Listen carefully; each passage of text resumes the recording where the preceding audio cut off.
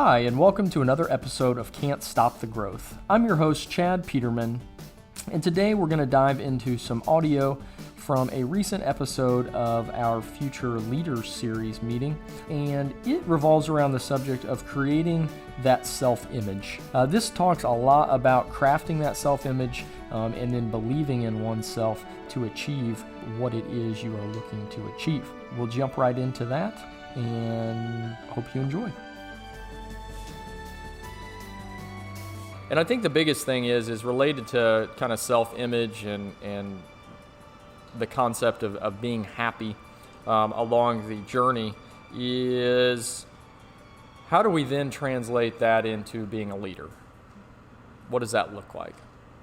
I think the great part about it is if we truly think about it, by you simply having a self-image of accomplishment and goal setting and your behaviors and your habits align with a positive self-image, and you take that happiness into each day, regardless of if your title states a leadership position, you are a leader.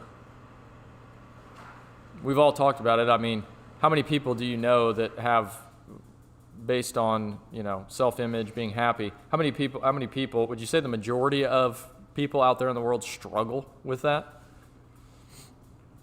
Well, if they're all struggling and you're kind of setting the curve as far as being able to dream big, being able to create positive habits, being able to set goals and achieve them, you're influencing people. You're leading people. And to me, that is, when I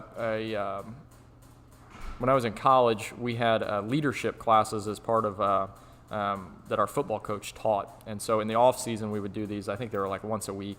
And he taught leadership. And the first one, we went through our freshman year, and then you started the classes because obviously you were in school at that point in time. But, he always talked about, leadership from all different levels. At that point in time, we were only going to be sophomores. Obviously, there were juniors and seniors that had been there a long time. They were going to be probably the team captains, and they were the leaders of the team. But he emphasized a lot of your actions, your behaviors can be a far more impactful form of leadership than the guy who was voted team captain. While his title may say that he is a leader, it is truly going to be, and everybody's followed leaders that, their habits and their actions, their behaviors don't really align with, they're telling you to do something, but at the same time, you're like, well, their stuff doesn't align, so why am I going to follow them? It just so happens that they've been tagged as a leader. And I think when we understand that we are being a leader by our actions and our behaviors, regardless of what position we're in, is when truly powerful things happen. Obviously, one of these type of things, when you're trying to develop this within an organization, within a team, is engagement. So how do we engage everybody here to adopt this lifestyle? How do we engage somebody to have a positive self-image? How do we get that technician that's struggling? How do we get him moving in the right direction? How do we do that, especially if we believe what we've talked about as far as their self-image, their ability to take on the day with happiness? If that is messed up, if they're presenting their self with negative stories about how good they are as a technician, about how powerful their actions are with the customer, well, then how do we get them to engage? How do we get them to be a part of a team that wants to grow and wants to take on this persona? In the book, Good Authority, there's a quote by a guy who writes for Forbes. His name's Kevin Cruz. He says, "Employee engagement is the emotional commitment an employee has to the organization and its goals." To me, when you throw in the word there, commitment, okay, that's fine. I can get people to commit. I can set goals and everybody can go there. So, okay, I can do this. It's when you put that word emotional in there. How do you get people to emotionally connect to a goal? To me, and what I have found, is that to get that emotional connection to a larger purpose, to a larger goal, to a company that wants to change the industry, you've got to get people to commit emotionally to themselves.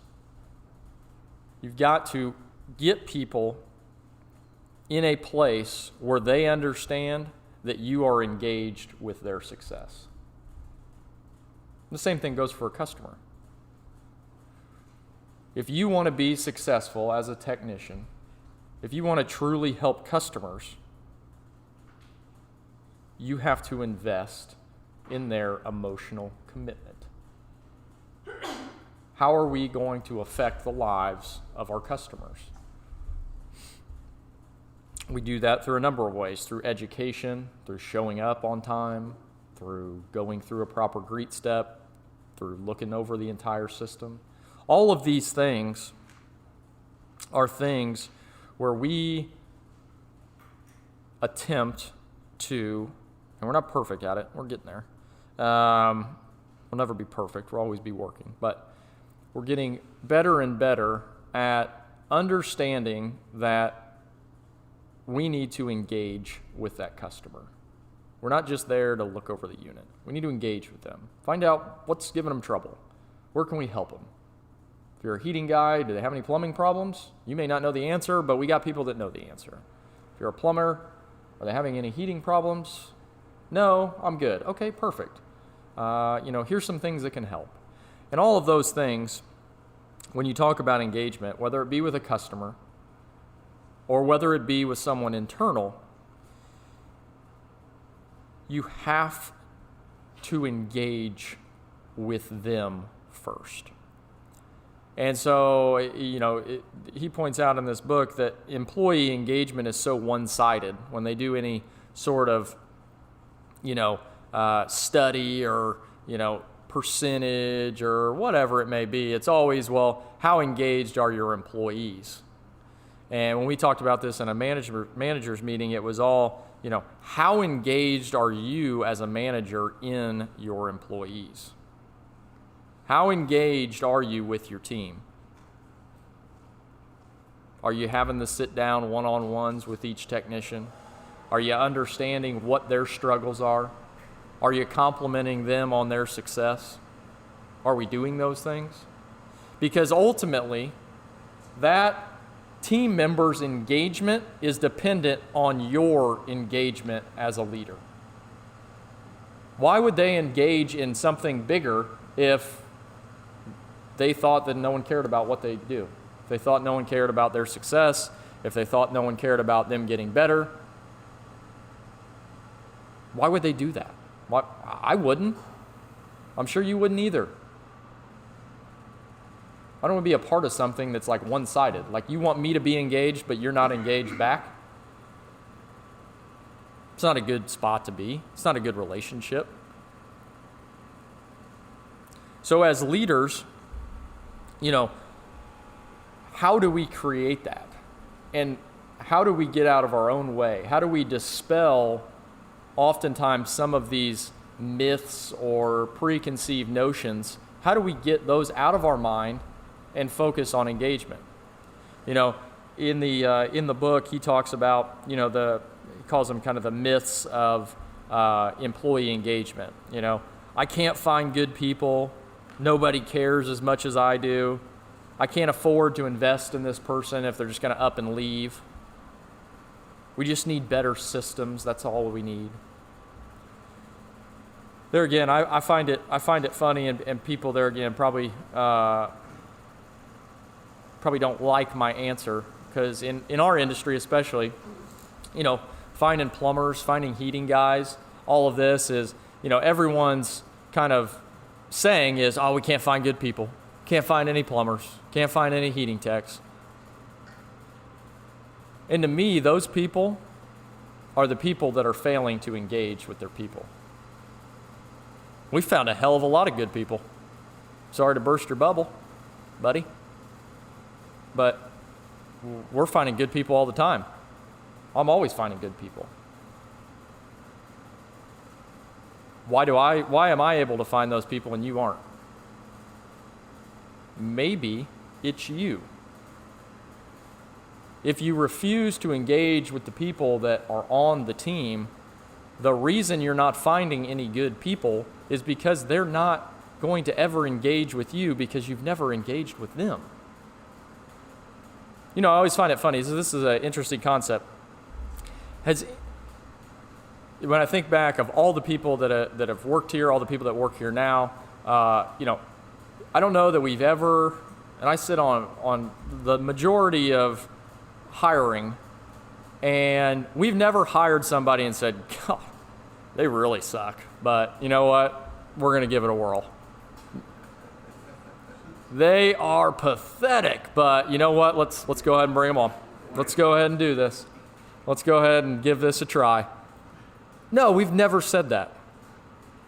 We've always started out with the best intentions. Like, well, okay, guy's going to need some training, going to need to bring him up, going to need to, help him out, all this stuff. We've never started out with, this guy's terrible. Let's bring him on. Good idea. No one does that. No one hires anybody. So to me, okay, present that same question back that says, I can't find any good people. Have you ever hired anybody? Yeah? Why weren't they good? Oh, it was just them. It's weird.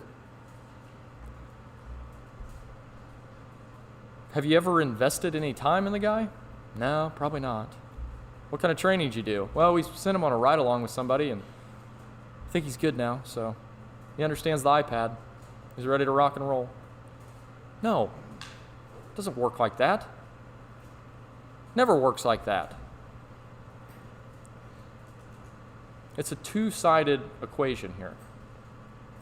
You've got to understand that the people that come on board are going to be as good as the engagement level that they feel on a daily basis. Do they feel like this is a place that I want to continue to grow? This is a place that will allow me to grow. This is a place that will give me resources to grow. There again, you have to, as a leader, you have to engage with your people. It is not I am the leader, surely they'll engage with me. No, it's not going to work like that. It's never going to work like that. How do you find within yourself the understanding of they're working on something and you too are working on stuff? Just because I think where a lot of managers stay managers and never become leaders is the fact that they think because they got the title, their work is done on themselves. Everybody's working on themselves. Everybody's trying to get better. And the best way that I've found to get better is continue to help people. Continue to reach out and try to engage with them. The more you engage with others, there again, you're getting better at the same time. You're never going to grow by simply saying, I'm the manager now. Well, if you refuse to engage with people, if you refuse to try to teach them and bring them up, craft with them that positive self-image, that feeling of happiness as they go about their day, you're going to stop growing. You're going to lose sight of where you want to be.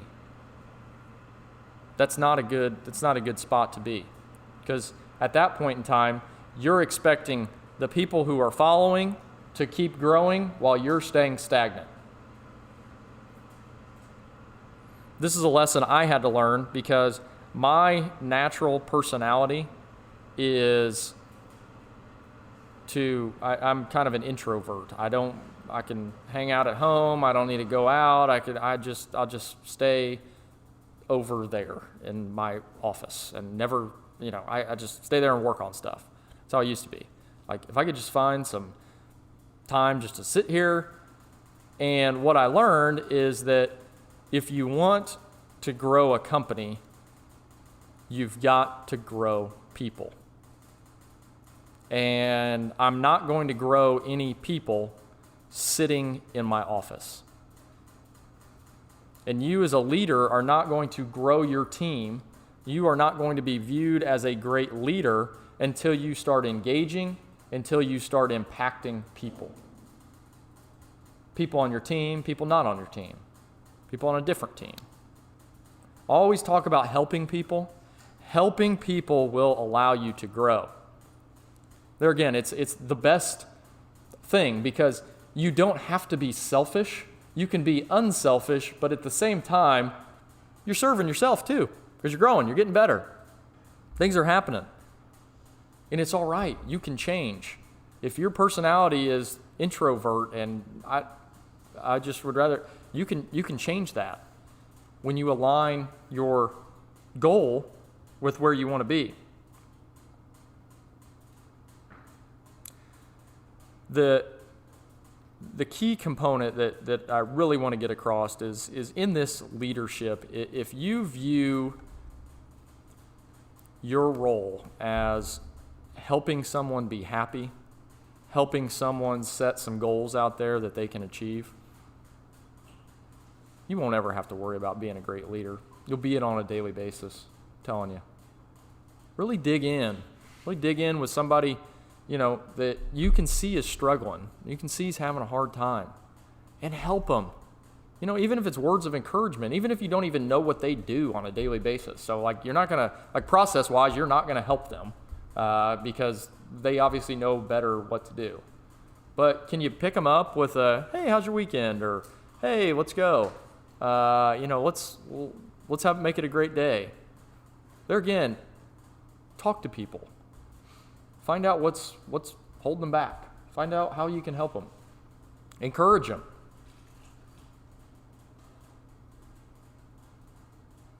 We have to take responsibility as a leader.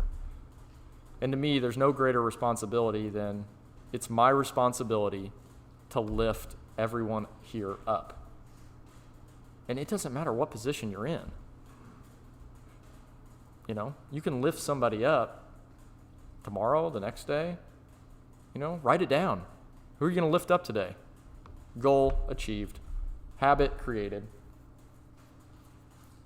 That's the habit forming goals. You don't have to start out by I'm going to speak to a conference of 4,000 and that's how I'm going to impact. No, you could literally just call somebody up on the phone and say, hey, just want to let you know, thanks for all you do for me. I really appreciate it. If there's anything I can ever do, let me know. I'll help out. There again, do not view leadership as a position. It's a mindset. Am I going to be a leader? Am I going to set the curve? Or am I going to just fall in line? There's a lot of managers that just fall in line. We need leaders. And we've got them. That's the fun part. And we're growing new ones every day, which is awesome. And there again, you guys are already stepping outside of that box by being here. By taking that extra step to uncover some information that could help not only yourself, but I'm sure every one of us right now knows of one person, at least one, that could use this. That could use something you've picked up today. They could use that to better themselves.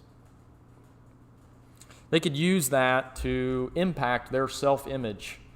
Maybe get rid of some limiting belief that they have that they can't do something or they're not in a position to do it. How can you help somebody? That's when you're a leader. Make it a goal. How are you going to help somebody every single day? it is so rewarding to help others, to see others succeed. There's no greater joy I get than seeing somebody just absolutely having an unbelievable month, or really just going after it and really doing, just amazing things that no one asked them to do. They just feel it within them to be great.